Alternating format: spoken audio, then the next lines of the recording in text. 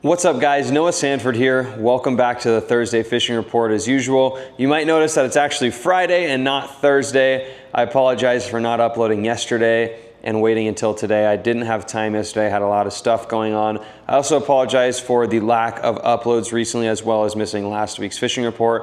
I've had a lot of stuff going on when it comes to vehicle maintenance, boat maintenance, life, work, everything else in between. So not had a lot of spare time to do these videos for you guys, but luckily we're putting one out here today on Friday. Better late than never. So without further ado, let's go ahead and talk about everything we're gonna talk about today: wind conditions, water temperatures, where I've been catching these bass, what I've been catching them on, and how I've been catching them. So jumping right into the wind conditions for Saturday and Sunday.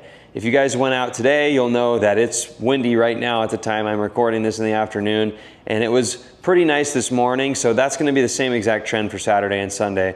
It's gonna be super windy in the afternoons, you know, gusts in the mid-20s from about noon or 1 p.m. on both days, but the morning should be really nice, especially Sunday morning's gonna be really flat. Tomorrow morning, Saturday, is gonna be still a little bit breezy, but nothing crazy. So if you're a kayak guy, shore fisherman, I'd recommend getting out there early. Honestly, same thing for you bass boat fishermen or any other kind of boat fishermen.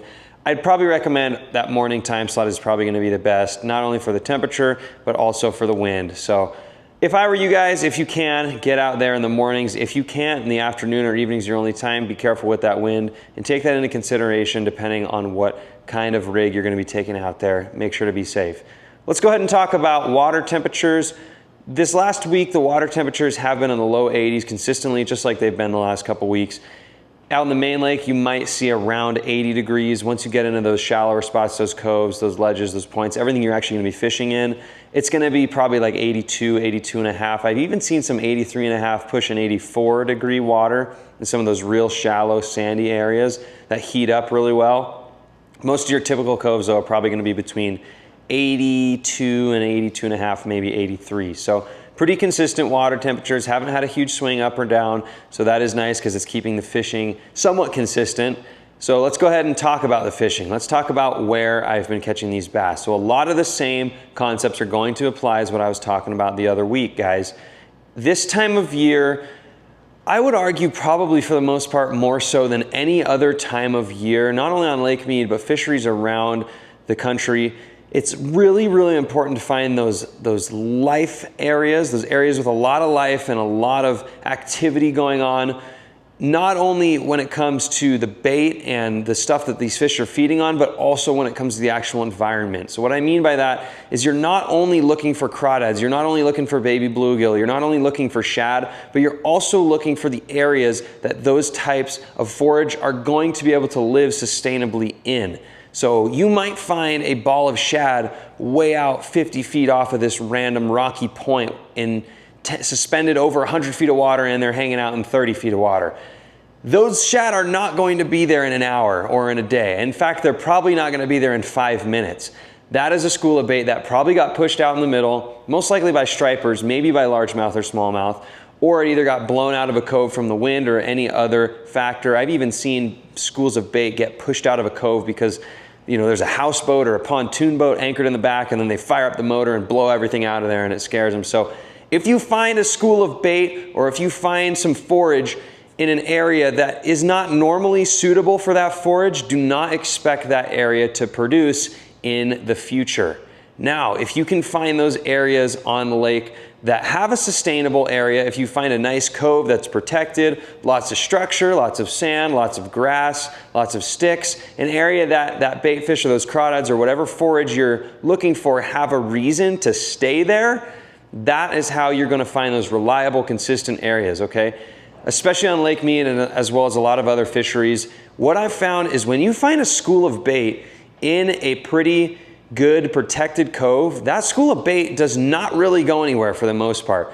A lot of the times I rely on this heavily during my guided trips when I'm out with paying customers, because I know for a fact if I mark some areas on my graph, I know this cove has bait, this cove has bait, this cove has bluegill, that cove has a lot of crawdads.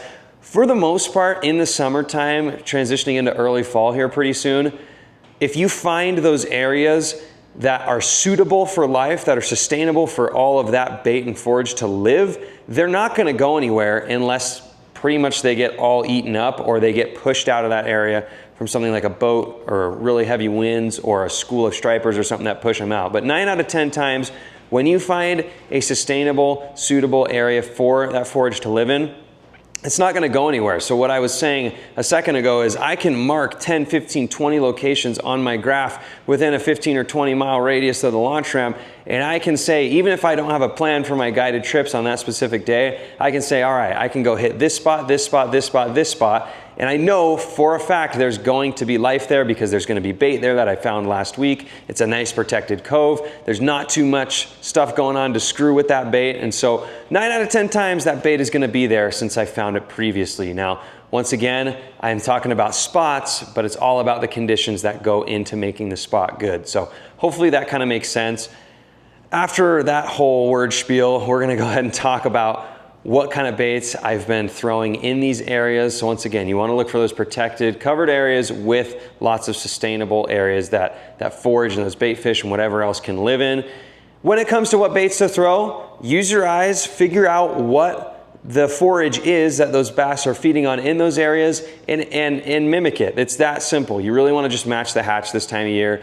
If you look at the deck of my boat, you're only gonna see a handful of rods out, and for the most part, there's probably gonna be a bluegill imitating bait, a shad imitating bait, and a crawdad imitating bait. That's 99% of what I'm throwing right now. Whether it's a swim bait that imitates a shad, a little popper that imitates a shad, whether it's a little Ned rig that imitates a crawdad, a jig that imitates a crawdad, whether it's a little walking bait that's painted like a bluegill, or a little bluegill glide bait, anything that looks like the forage that you're fishing in the area you're fishing at, that's what you're gonna wanna throw, okay? Don't overcomplicate it.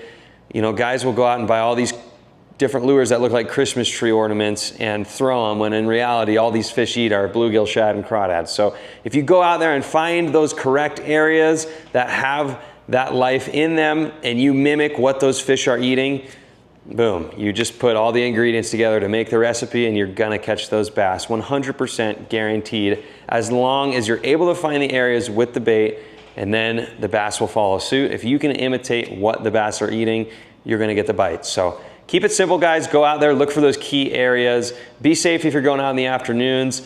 My name is Noah Sanford. Appreciate you guys always watching. We'll see you guys out on the water.